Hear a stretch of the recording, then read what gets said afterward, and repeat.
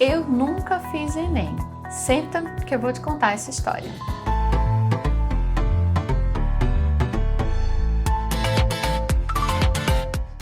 Se você ainda não me conhece, eu sou a professora Camila Peixoto, idealizadora aqui do Gotas de Química. Nós temos este canal no YouTube, temos também um perfil no Instagram com conteúdo exclusivo. Eu te convido a nos seguir, a nos acompanhar e aprender Química com a gente. Eu já contei em alguns vídeos, tanto aqui no YouTube quanto no IGTV, acerca da minha vida acadêmica e profissional, mas hoje eu quero focar um pouco mais no meu ensino médio e nessa minha relação com o Enem.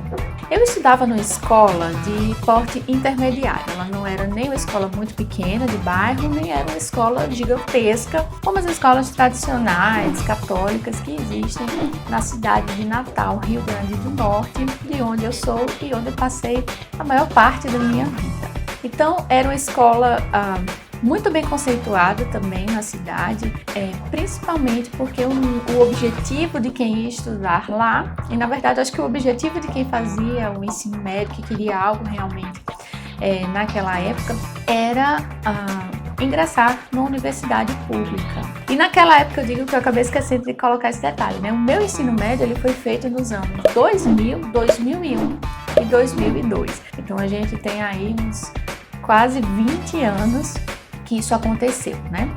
Então, funcionava dessa forma, né? Na escola, eu era a aluna que sentava sempre na frente, não na primeira carteira, que eu não gostava, mas eu sentava na segunda carteira sempre, né? Então, era o lugar assim marcado, né? Desde o primeiro dia de aula que eu sentei naquele lugar e eu só saí daquele lugar quando saí da escola, diferente de hoje, né? Principalmente meus alunos ficam circulando, cada dia eles sentam num lugar diferente. No início é bem complicado até para eu aprender o nome deles, porque eu geralmente gosto de associar o nome ao local onde a pessoa senta, né? Fica mais fácil, mas vocês mudam demais, gente. Naquela época, não, 20 anos atrás não, você sentava num lugar no primeiro dia, você só saía dele no último dia de aula. E além, né, de sentar na frente, eu era uma pessoa super tímida, então eu não perguntava. Eu podia ter a dúvida que fosse, eu não fazia perguntas para o professor, eu ficava com a dúvida. E aí o que eu fazia, né? Porque eu tinha muita vergonha.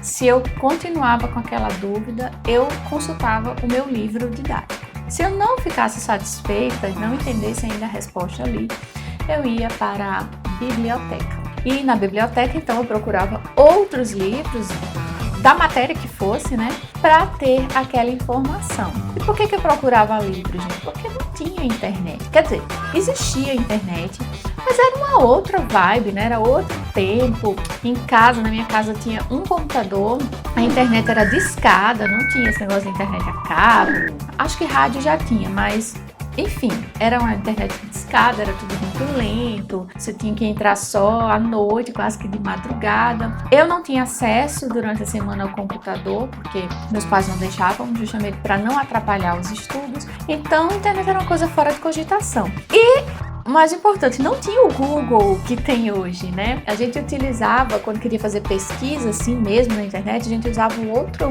outro site, que se eu não me engano era o kd.com.br.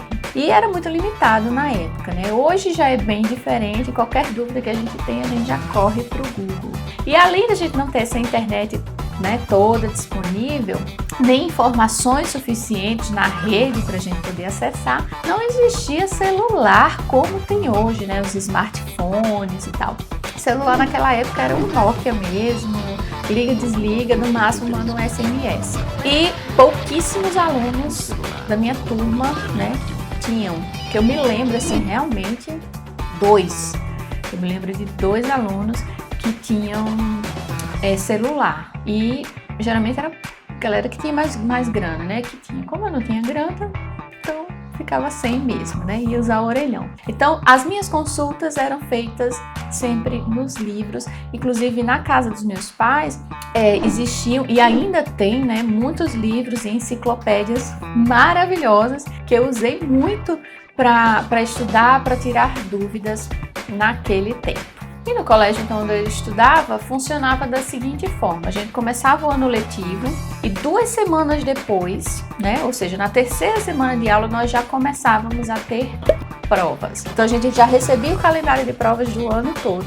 Então, a partir da terceira semana, toda semana a gente tinha uma prova de uma determinada matéria. E os assuntos eram cumulativos, ou seja, digamos que a primeira prova que eu faço no ano é a prova de inglês. Depois que faz todas as outras matérias, quando chega de novo na prova de inglês, o assunto que vai cair naquela prova foi o que eu estudei desde o primeiro dia de aula até o dia da prova. Então isso acontecia com todas as matérias. Além da gente ter as provas semanais, eventualmente a gente tinha os simulados que aconteciam no dia de sábado, e eles eram feitos inclusive na quadra da escola. Eles organizavam as carteiras e a gente tinha hora para entrar, hora para sair, hora de entregar a prova, igualzinho acontece, por exemplo, hoje no Enem, né, que você só pode sair com tanto tempo de prova, enfim, não podia ter comunicação entre os colegas. Era um processo bem rigoroso, porque era uma forma de nos treinar já para o que a gente iria enfrentar ao final do terceiro ano do ensino médio, que era a prova do vestibular. E aí eu quero entrar nesse ponto, né? Nós estamos falando aqui, no meu caso, no meu terceiro ano foi em 2002. O Enem tinha começado há pouco tempo, né? O Enem começou em 1998, e aí 4, 5 anos de Enem. E não era obrigatório fazer, e a universidade não utilizava o Enem como forma de ingresso. Então, a gente focava realmente em aprender como funcionava o vestibular da UFRN. E se eu escuto hoje meus alunos reclamando do Enem, se você que está me assistindo, se você reclama do Enem, é porque você nunca fez o vestibular da UFRN. É uma maratona. E aí eu vou contar para vocês como que funcionava. Primeiro, a inscrição, né? Na época eu paguei, foi R$85 a inscrição. R$85 em 2002, hoje custa triplo, né? Então não era barato. Além disso, a inscrição, já existia inscrição pela internet, mas a grande maioria das pessoas fazia as inscrições presencialmente na agência dos Correios. Então a gente juntava aquele monte de alunos, porque eu e meus colegas íamos todos no mesmo dia. A gente ia para lá, para a agência dos Correios, todo mundo levava o dinheiro, fazia inscrição lá, preenchia manualmente, entregava, pagava, anexava os documentos e pronto. E ali a gente estava inscrito no vestibular.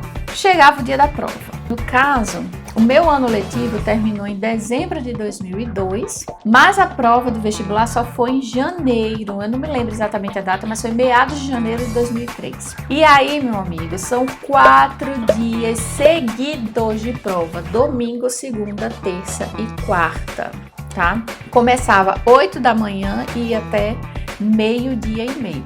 E era dividido, cada dia você fazia um bloco de 2 matérias. Então, até anotei aqui para não esquecer. No primeiro dia, a prova era de português, literatura e língua estrangeira. No segundo dia, história e química. No terceiro dia, na terça-feira, geografia e física. E no último dia era biologia e matemática. Só que, como é que funcionava?